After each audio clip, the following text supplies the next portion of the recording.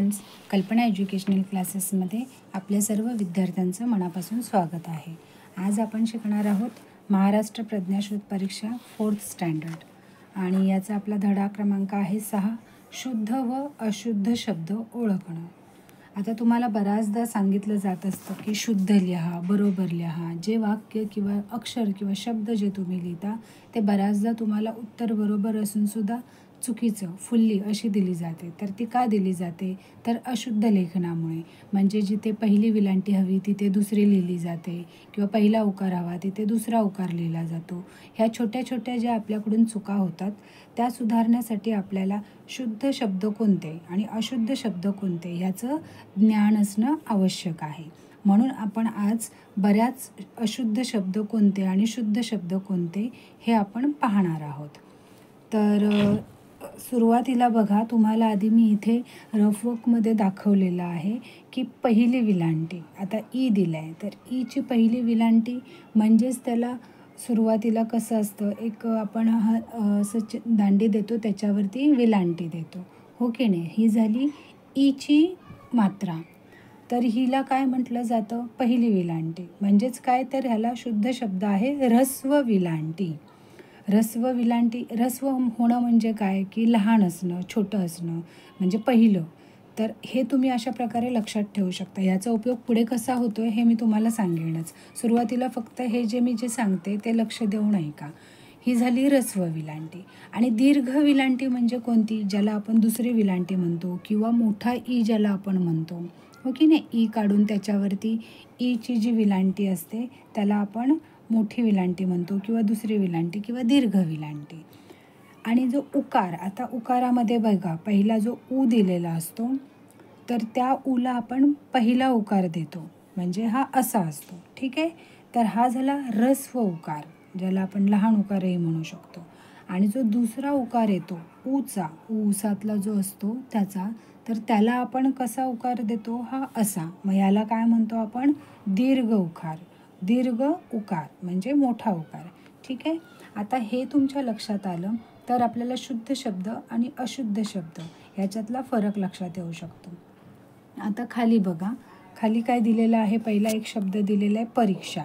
तर त्याला र ला पहिली विलांटी दिली तर हा अशुद्ध शब्द आहे. आणि शुद्ध शब्द कोणता आहे? परीक्षा.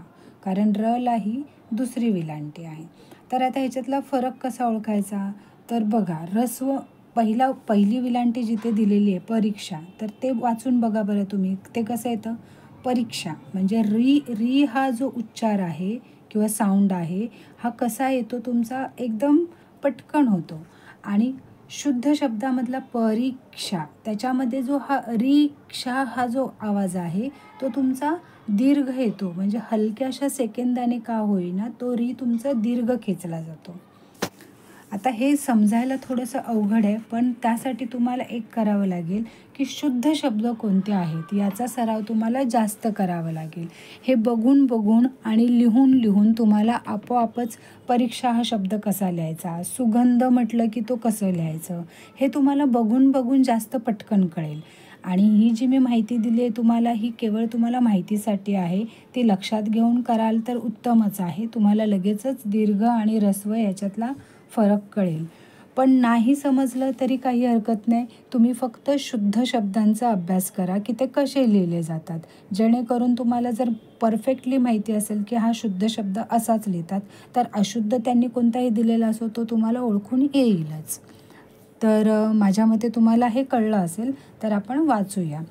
परीक्षा शुद्ध आहे परीक्षा. सुगंध आणि सुगंध. पुढे आहे भाकरी आणि आपण कसं म्हणतो? भाकरी असं. म्हणजे री बघा, जो प्रॉपर शब्द आहे त्याला री थोडा खेचला जातो. आता पुढे बघा काय दिलं आहे? पणती आणि पत्नी. पत्नी म्हणजे बायको, हो की नाही. तर आपण प त आणि मग नी म्हणतो.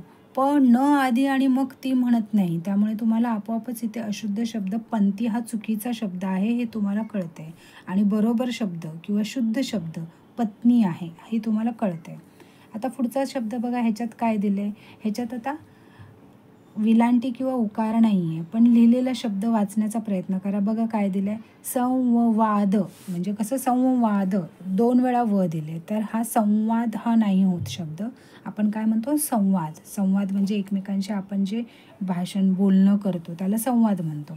तर संवाद म्हणजे हा दुसरा जो शब्द आहे तो बरोबर आहे. आता पुढच्या शब्दामध्ये बघा काय फरक आहे, स्वाभिमान आणि स्वाभिमान. तर आपण स्वाभिमान म्हणतो, म्हणजे पहिली विलांटी आहे तो वाला शब्द आहे तो बरोबर आहे. पुढे बघा काय दिलं आहे, आकृती, आकृती. म्हणजे हलकासा फरक आहे, तो तुम्हाला साऊंडवरूनही कदाचित ओळखता येऊ शकणार नाही, पण तुम्ही निरीक्षण करा की तो बरोबरवाला शब्द कसा आहे, जेणेकरून तुमच्या हे लक्षात राहील. वस्तू, वस्तू. देऊळ, देऊळ. विलंब, विलंब. भुयार, भुयार. सुवर्ण, सुवर्ण. कविता, कविता. औषध, औषध. आता औषध म्हणतो का आपण, हा अशुद्ध शब्द झाला, तर औषध हा बरोबर शब्द आहे.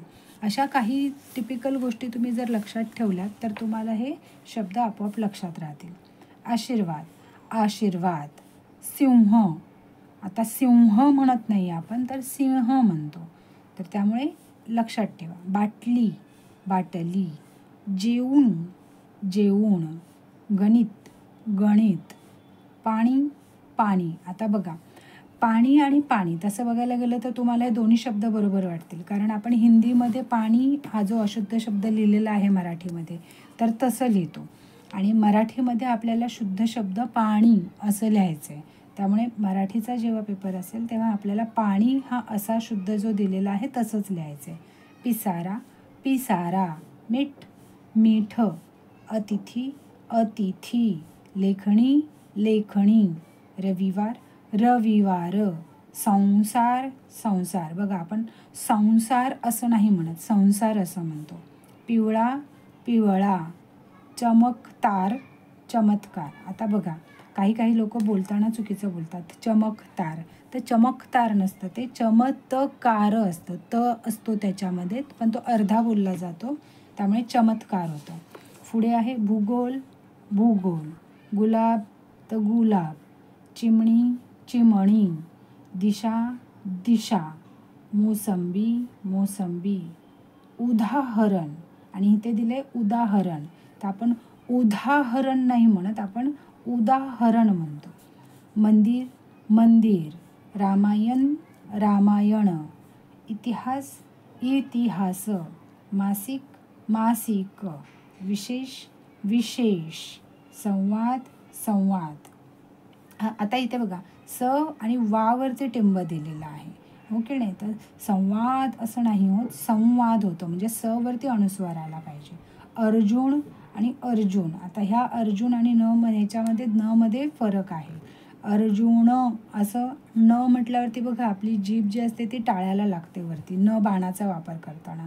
तर अर्जुन असं आपण नाही म्हणत, अर्जुन म्हणतो, म्हणजे आपल्या दातांच्या वरती जे आपलं गम्स असतात त्याला आपली जीभ लागली पाहिजे. तुम्ही बोलून बघा म्हणजे तुम्हाला हा फरक लक्षात येईल. अर्जुन म्हणतो आपण, अर्जुन असं नाही म्हणत.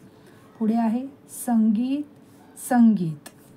असे बरेच छोटे छोटे फरक आहेत, तुम्ही ते बोलून बघा म्हणजे तुम्हाला कळते. आता हा शुद्ध आणि अशुद्ध ह्या शब्दांमधले फरक तुम्ही ओळखले असतील. शुद्ध शब्दांची तुम्ही जास्तीत जास्त प्रॅक्टिस करा आणि वाचत राहा. तुम्हाला हे आवडलं असेल तर लाईक, शेअर, सबस्क्राईब जरूर करा.